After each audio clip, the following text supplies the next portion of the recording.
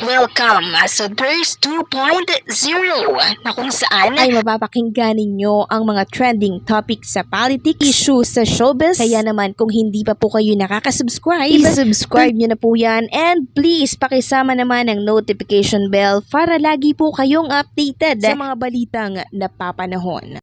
So ayun, welcome back again to our YouTube channel mga Kadaver Kads. At for today's video, ang pag-uusapan natin ay yung kaganapan po sa loob at labas ng Itbulaga. So kanina ang inilabas po ng Itbulaga, sa isang araw lang yun, kanina lamang po yun ha, or nung Sabado lamang po yun. 400,000 pesos mga Kadaver Kads. 400,000 pesos. Ito po yung pinamigay nila dyan sa pagsugod sa dalawang barangay dyan po sa Pampanga. And narito nga po ang Battle of the Noontime Big Prizes as of Saturday, October 19, 2024. Itbulaga versus It's Showtime. 400,000 ang inilabas ng Itbulaga, samantalang ang It's Showtime ay 20,000 pesos lamang. So, grabe po, no? Yung pinamigay po ng Itbulaga, talagang deserve po nila yon.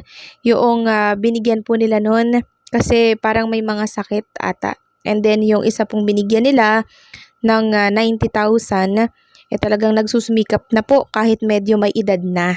So, dalawang barangay po ang nasugod ng Itbulaga dyan sa Pampanga. At alam niyo po ba mga Kadaver Kads, lahat ng barangay na yon punong-puno po ng mga tao. Sabi nga po ni Bossing Vic Soto, record-breaking ang nangyari dito po sa Pampanga sa haba po ng pila. Ngayon lamang sila nakakita ng ganoon kahaba sa loob ng 46 years. Talagang sobrang init po na tinanggap ang mga Daber Kads, ang TBJ dyan po sa Pampanga. And sana po makabalik po sila kasi yung kahit yung bubong, nakaakyat po sila doon. Nakaakyat sila sa taas para makita po nila ang Itbulaga at ang mga Daber Kads. Talagang ganyan kainit yung pagtanggap kanina dyan po sa Itbulaga. Sobrang daming tao mga Kadaver Kads. At alam nyo po ba na 3,000 yung nagpa-register? Dyan pa lang po yun ha, sa San Fernando, Pampanga. Sa isang barangay pa lamang po yung 3K na yun. Ano pa yung sa kabilang barangay?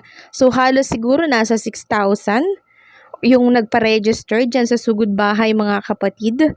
Grabe talaga no, talagang hindi po mahulugan ng karayom yung mga taong nakiisa po dito sa sugod bahay mga kapatid.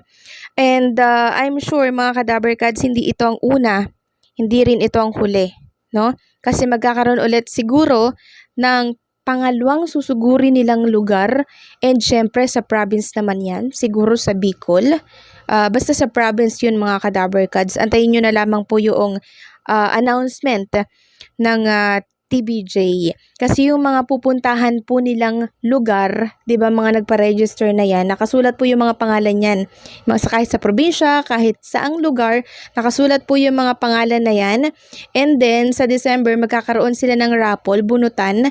Tapos pwedeng kasali po lahat yung mga nagpa-register na yon. And pwede po sigurong manalo ng house and lot, pangkabuhayan, negosyo, package, and syempre ano pa ba? Katulad po nung nangyari kay Boy Kulit, na kung saan nabunot siya at nanalo siya ng house and lot. So ganun po ang mangyayari sa darating na December. Yung mga pupuntahan po ng Daber Kads ng Itbulaga na lugar, yung mga hindi po mananalo doon, kasali po yun sa raffle. So yun nangyari po kanina mga Kadaver Kads, yung views online talagang 101k. Yun po yung parang peak ng Itbulaga YouTube channel. Tapos sa TV5 Philippines nasa 40k yung nanonood.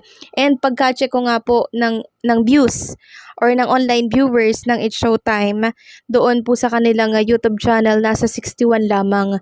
So talagang inabangan po no ng mga tao itong nangyari po kanina no diyan po sa San Fernando, Pampanga. So nakakatuwa lang kasi alam niyo yun, kahit na may mga edad na po ang TBJ, yung mga Daber Kads natin, ng mga queens, inabangan talaga sila, no? Wala pong pagbabago sa karisma nila. Katulad na lamang po nang nakita ko dito sa Facebook na binahagi po or nire-share ng isang Daber Kads natin. Sabi po ni Jerome Villanueva, Itbulaga Magic 1981 and 2024. Itbulaga Magic 1981 and 2024, decades apart. Same mass appeal, same charisma, same noontime spectacle. TBJ and the Dabbercats trop in Pampanga today, showcasing EB's power to attract thousands of followers in Central Luzon. Sobrang na-amaze po talaga ako and ang maraming mga viewers na nangyari po sa Itbulaga, and doon natin napatunayan na kahit may mga edad na ang TBJ, andoon pa rin talaga yung charisma nila to attract thousands of people para po sila ay sugurin sa susugurin po nilang barangay. So nakaka-amaze. Ito lang naman yung sinayang po ng mga halushos. 'Di ba? Sila lang, alam nyo, kahit silang tatlo lang, susugurin at susugurin po sila ng mga tao. Kasi TBJ yan eh. TBJ is Itbulaga, Itbulaga is TBJ. So for sure, dahil sa matagumpay na pagsugod nila dyan sa Pampanga, mga Kadabbercads, magkakaroon ulit ito ng pangalawang pagsugod, and siguro sa mga province naman po yan. So antabayanan nyo na lamang po yung announcement, kasi hanggat hindi po sumasapit ang December, ay patuloy na susugod ang Itbulaga sa inyong mga barangay, sa inyong mga probinsya, kahit malayo pa yan mga Kadabbercads, susugurin po yan ng Itbulaga.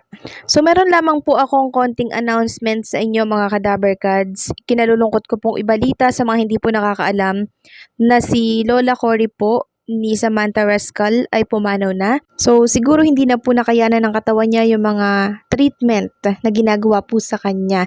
So ganito po ang naging announcement ni Samantha Rascal. My very strong mama is now with Papa God. I love you, Mama Cory. Palagi mo pong sinasabi sa akin na proud ka sa akin. Ako din po ay am proud na ikaw ang lola ko. I promise to be a good person kagaya mo. Mahal na mahal po kita. So kahit na mayroon pong pinagdadaanan itong si Samantha Rascal, kanina po yan in-announce niya, no? Andito pa rin siya. Andun siya sa Pampanga kanina. Talagang nagpapasaya pa din po siya. Hindi mo kakikitaan si Samantha Rascal na nagdadalamhati siya. Sa harap ng camera, presentable pa rin yung mukha niya. Hindi siya malungkot. Masaya po siya. No, pinipilit niya syempre na maging masaya sa harap ng camera. Kasi ayaw niya pong makadamay sa kanyang problema sa iba. Sa mga nakakapanood po sa kanya sa telebisyon. So patuloy po, no? Patuloy po si Sam sa pagpapasaya kanina kahit na ganito yung kanyang pinagdadaanan. So nakaka-touch, nakakalungkot lang po yung nangyari talaga. And I'm sure, nakauwi na po si Samantha Rascal sa mga oras na to, pakapag-show nila dyan sa Pampanga, no? Ganun pa man po ang nangyari, siguro masaya na din po si Sam and family niya kasi hindi na po mahihirapan pa si Mama Cory niya po kasi kapiling na siya ng kanyang ni Papa God. No, wala na pong sakit, wala na pong pain. Mas mabuti na nga siguro na mag-rest na lang siya nang sa ganun ay makapagpahinga na po. Kasi I'm sure pagod na rin po yung kanyang katawan sa mga treatment na ginagawa po sa kanya. So sa mga nagpray po sa lola po ni Samantha Rascal and tumulong, maraming salamat sa inyo. Siguro hanggang dito na lamang po talaga yung kanyang buhay. So hanggang dito na lamang po ang ating update at maraming salamat po sa patuloy na sumusuporta dito po sa DIRS 2.0.